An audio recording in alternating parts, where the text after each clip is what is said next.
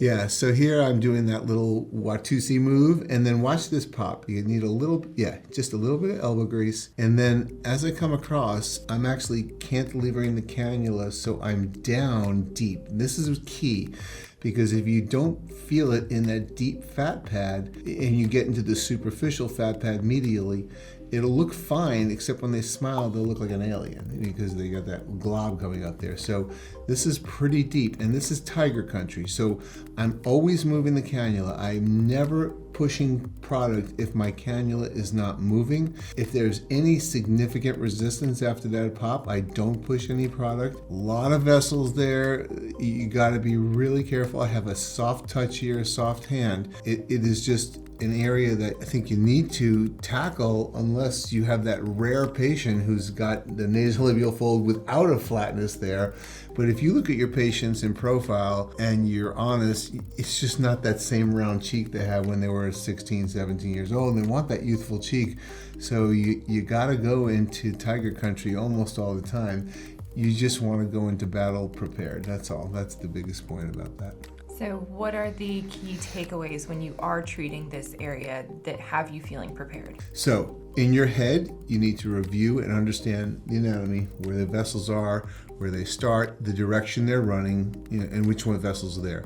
Then you need to remember, I never want to go parallel to an artery because you don't want to cannulate that.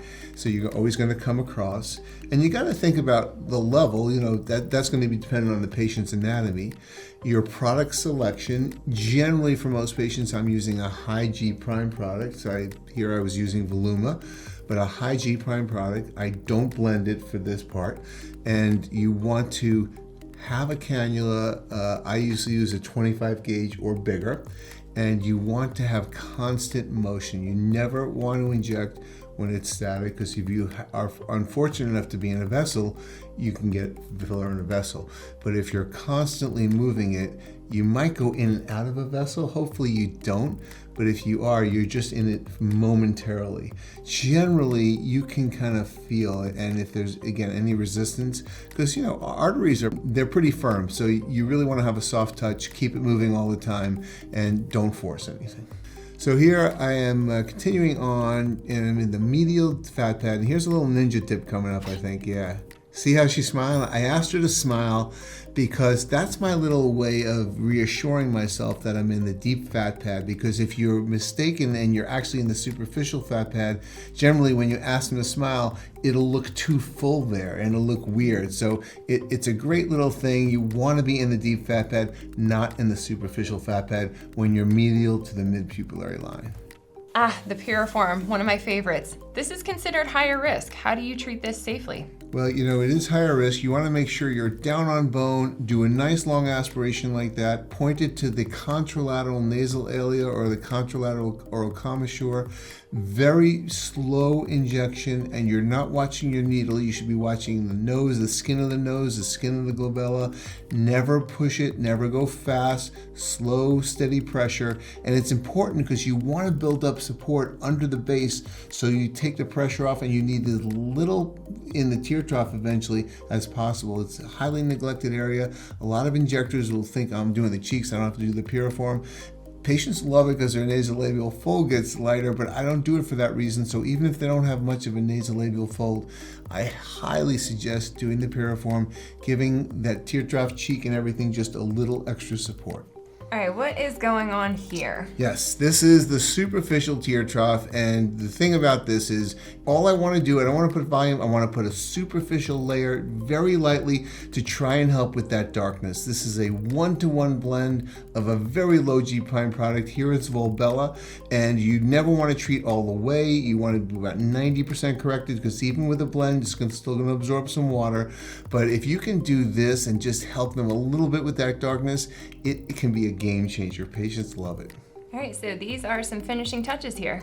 Yeah, look at this. I've got a BD syringe, a really small needle. I'm doing the lateral aspect of the medial SUF deep, just a few little drops of a 1-to-1 blend product, and then watch this little ninja tip Yeah, you see how I completely altered that? I go down on the lateral orbital rim so I don't have to poke that delicate skin again. And what I'm doing there is just finishing touches on that cheek lid junction there, because you want this to be a smooth flowing transition. It's a very nice soft look for a feminine cheek, and it's a great way to finish this off and just give it that little extra pop.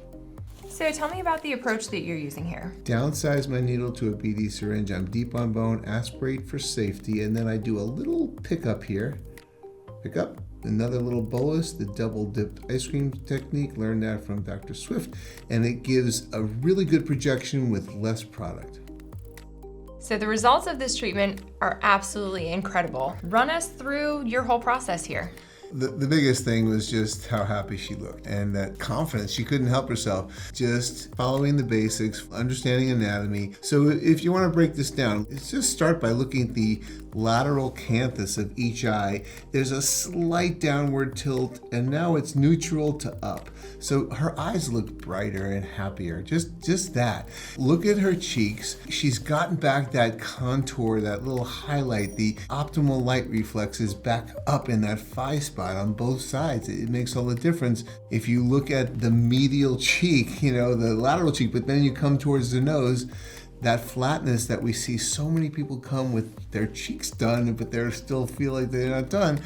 That's what was missing. Does not look alien to me. And then, of course, she loved the nasolabial folds. I wasn't intending to treat those, but the piriform fossa is the magic spot. Look at the cheek lid junction. Look at the edge of the eyes and the lateral aspect, and then go down, and you see that little drop off, especially on her right side. You see how soft that is now? It looks complete. So how much filler and time did I spend on all the other areas compared to the tear trough? Most everything. The tear trough was not much. People say, well, if you're gonna do all those areas, won't I look unnatural? And my response is always the same. If I walk in and I only do your cheeks or only do the tear trough, and everything else is still depleted, that looks unnatural.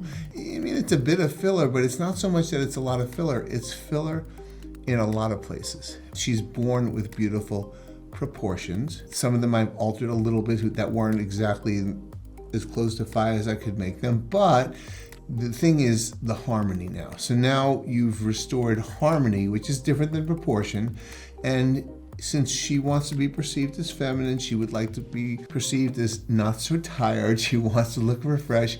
She wants to look more like she did 10 years ago. I am happy about the result. I love it, but I'm happy the fact that she walked out of there. You saw how she walked out of there, right? From that person who was very emotional to someone who was just, feeling good about herself again. Couldn't be more grateful for this gift of being of service to others. And, just take it seriously. It's a responsibility, but it's just a wonderful space to be.